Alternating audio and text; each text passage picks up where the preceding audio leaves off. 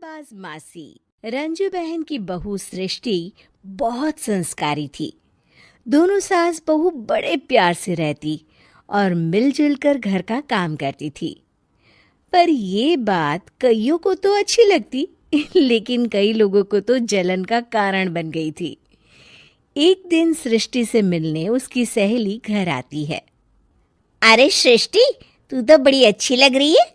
यहाँ तो घर का सारा काम करते करते हालत ही खराब हो जाती है। अपने ऊपर ध्यान देने का वक्त ही नहीं मिलता। तू तो बड़ी किस्मत वाली है।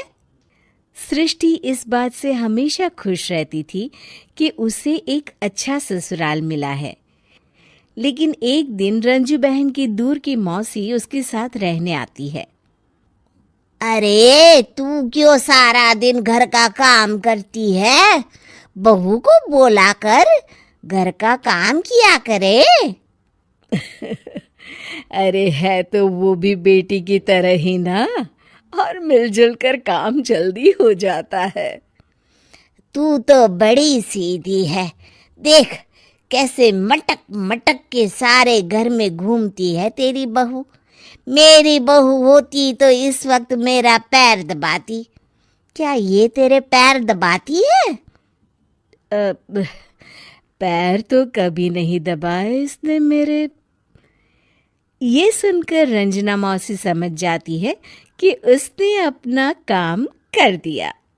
अब जल्दी सास बहू में जंग होगी। मौसी मुस्कुराती हुई वहां से निकल जाती है।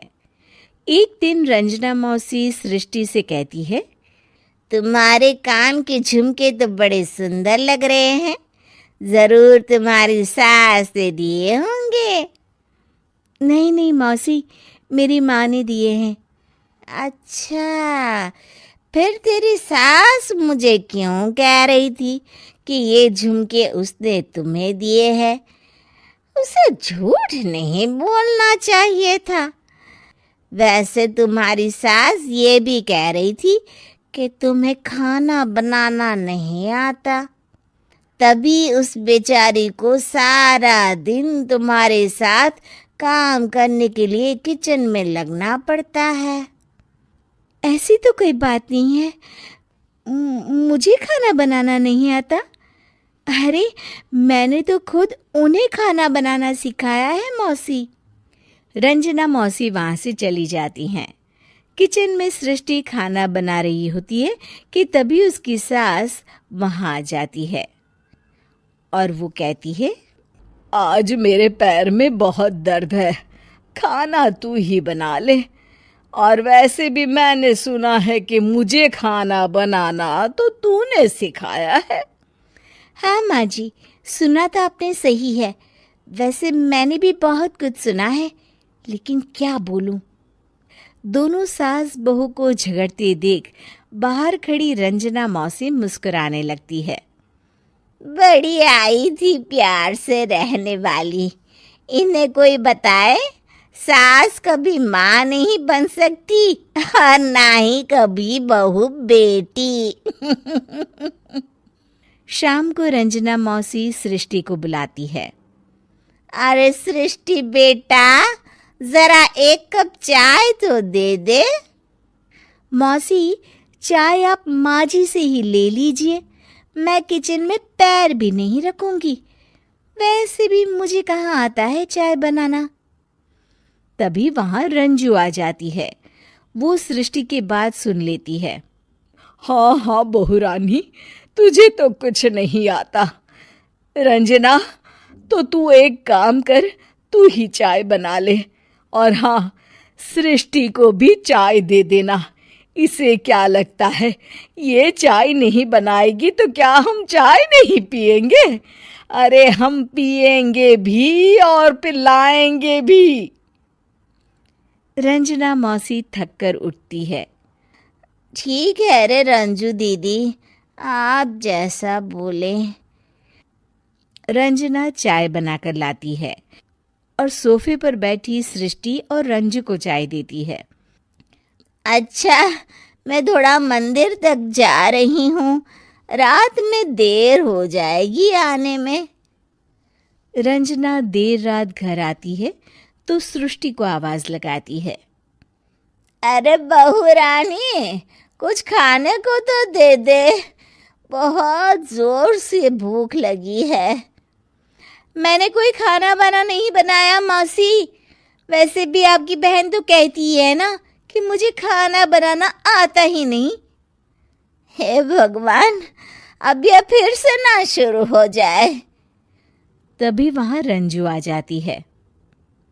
रंजू, आज खाना तुम ही बना लो, और हाँ, थोड़ा खाना सृष्टि को भी दे देना, ताकि इसे भी पता चले कि हमारे यहाँ खाने का स्वाद क्या होता है।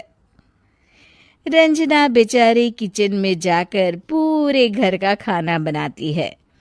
जब वो खाना बनाकर बाहर निकलती है तो सास बहू टेबल पर बैठकर उसका इंतजार कर रही होती हैं। लाओ लाओ रंजू, जल्दी खाना लाओ, बहुत जोर की भूख लगी है। सास बहू खाना खाकर अपने अपने कमरे में चली जाती है। अगले दिन सुबह रंजू रंजना के कमरे में जाती है। अरे रंजू, अभी तक सो रही हो?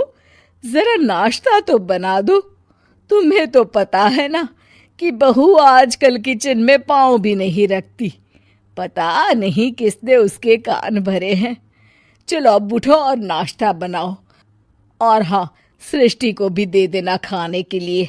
अरे उसे भी तो पता चले कि हमारे घर का नाश्ता कैसा होता है।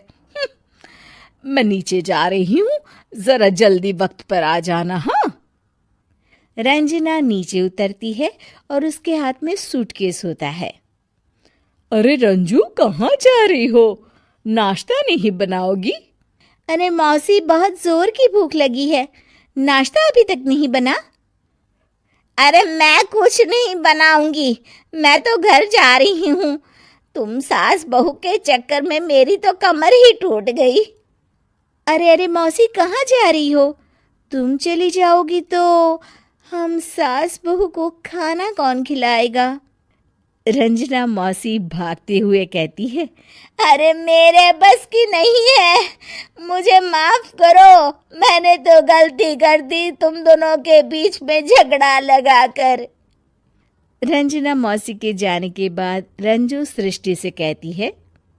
बढ़िया आई थी हमारे बीच लड़ाई लगवाने वाली। अरे कौन कहता है कि सास माँ और बहू बेटी नहीं बन सकती? सही कह रही हैं माँ। अगर ऐसे भड़काने वाले लोगों से दूर रहा जाए तो हर सास माँ और हर बहू बेटी बन सकती है।